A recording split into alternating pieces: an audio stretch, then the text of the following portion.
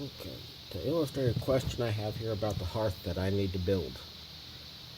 Down there, it's flush.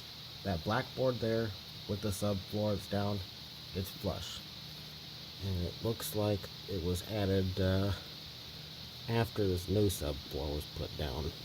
They probably did that when they ripped out the hearth and laid this down, probably claiming they'd make a new one. Well, it didn't happen. This subfloor is nothing but particle board anyway. Nothing but garbage. My question here is, seeing how it's flush there, everything's in contact with each other here.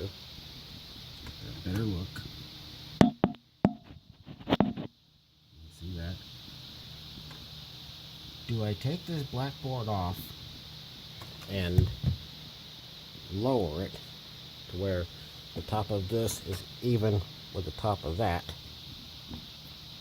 Or do I just put something underneath each joist that I lay down, each of the hearth joists, until it's even all the way across?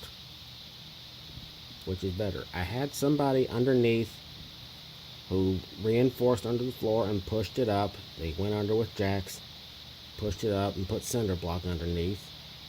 They found where it was sagging and pushed it back up, but it didn't do anything for this.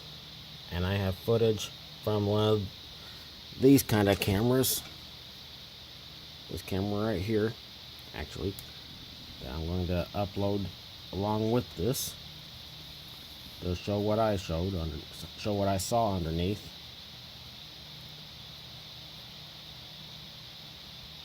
Do I need to move this down or just support under each joist? Which is better?